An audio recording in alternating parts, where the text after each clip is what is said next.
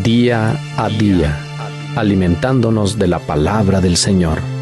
En la voz de Monseñor Enrique Díaz, fortalezcamos nuestra fe. Seamos testigos de Jesús vivo y resucitado.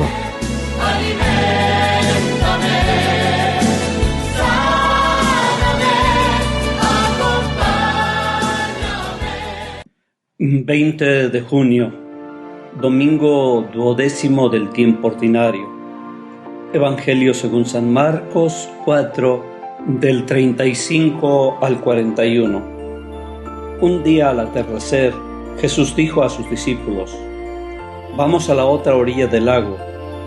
Entonces los discípulos despidieron a la gente y condujeron a Jesús en la misma barca en que estaba. Iban además otras barcas. De pronto se desató un fuerte viento y las olas estrellaban contra la barca y la iban llenando de agua.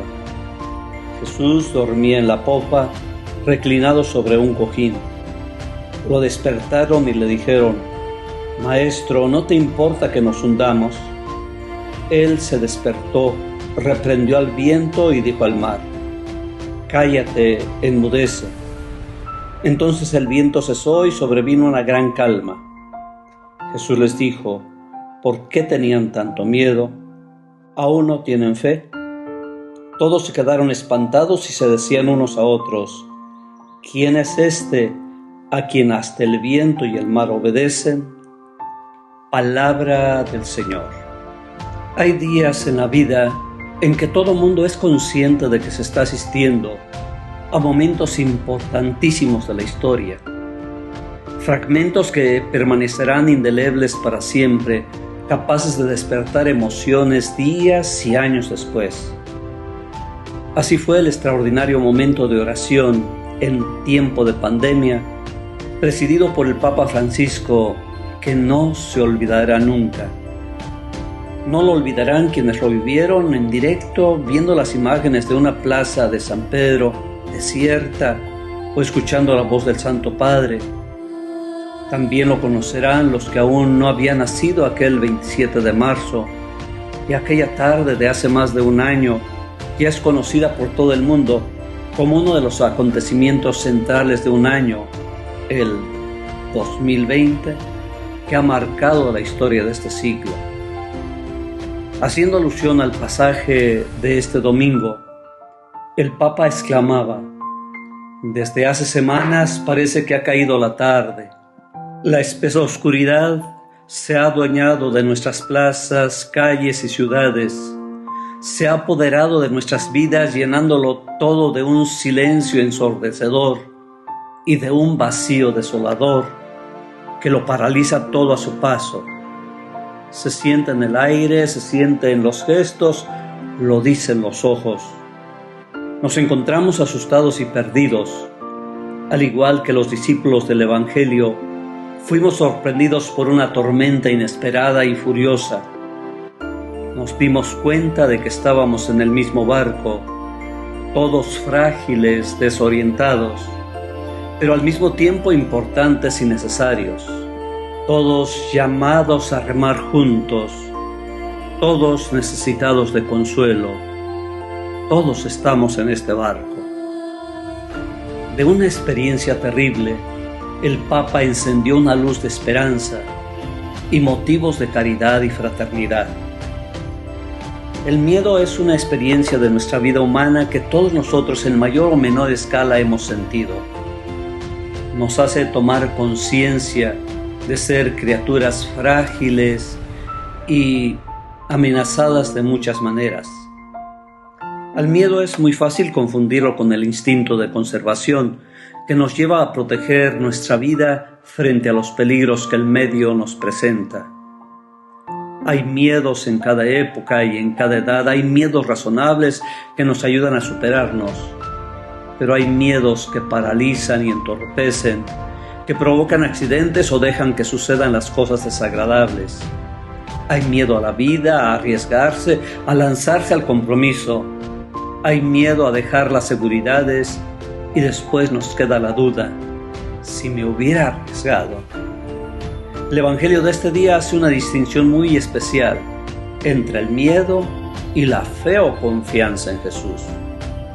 Y se inicia este pasaje con la intención de Jesús de cruzar el lago de Genesaret para ir a la otra orilla, es decir, ir hacia el espacio dominado por las fuerzas malignas según la mentalidad judía. La principal objeción la encuentran en la tormenta que les impide seguir adelante y amenaza con hundirlos en las aguas. El mar es considerado por los israelitas de ese tiempo no solamente con sus peligros naturales, de un lago con fuertes y violentas tormentas, diferentes a las del mar abierto, pero capaces de volcar las frágiles barcazas. El mar es considerado también como símbolo de todas las fuerzas oscuras, de lo desconocido, de lo que traga y doblega. Entonces, produce mucho más miedo que el que puedan superar unos experimentados pescadores.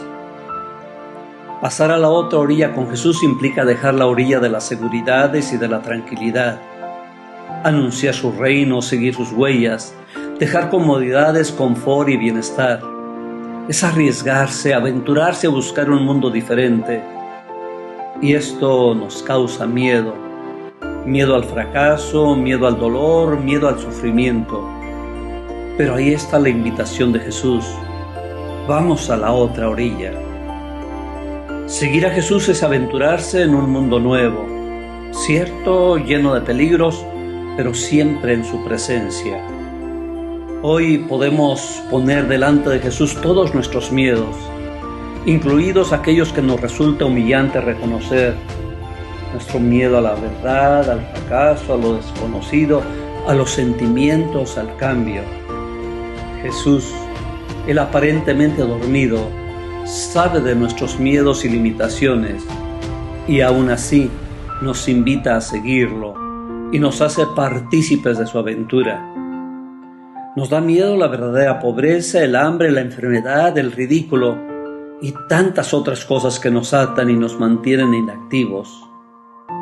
La pregunta de Jesús, después de apaciguada la tormenta a sus discípulos, va también para nosotros. ¿Por qué tenían tanto miedo? ¿Aún no tienen fe? Jesús pide confianza absoluta en Él, no tanto en su poder, ya que no ha venido a ejercer poder. Quien cree en Él participa de su experiencia de amor, de pobreza, de perdón y de entrega. Este es quien vence a las fuerzas que parecían invencibles del pecado, del egoísmo y de la muerte. Ser discípulo de Jesús implica embarcarse con Él en la misma aventura, romper las amarras a pesar de nuestros miedos y emprender la travesía con Jesús a bordo. Estar bien conscientes de quién está a nuestro lado y seguir navegando para que podamos llegar a la otra orilla. Tenemos que reflexionar y descubrir la raíz de nuestros miedos, sobre todo aquellos que nos mantienen inactivos e indiferentes ante los problemas de los hermanos. Aquellos miedos que nos han impedido arriesgarnos en la construcción del reino, las amarras que nos atan y nos dejan anclados en la orilla. Debemos romper las amenazas que están destruyendo la comunidad, la injusticia, la violencia, la corrupción. Con Cristo venceremos la tentación de caer en el pesimismo y de abandonarnos en los vientos de la resignación. Debemos dar rumbo a la barca de nuestra iglesia y de nuestras comunidades. También para nosotros, hoy Jesús se hace presente en medio de la tormenta y nos lanza a remar juntos en la barca de la fraternidad. ¿Qué nos dicen las palabras de Jesús en estos días, en nuestros tiempos y circunstancias? ¿Cómo podemos fortalecer nuestra esperanza? Padre bueno, que has enviado a Jesús para que nos acompañe en nuestro camino, te pedimos que nos hagas sus apasionados discípulos, de modo que podamos vencer nuestros miedos y sepamos transmitir a nuestros hermanos, con la palabra y con las obras, la esperanza que Él nos ha dado. Amén.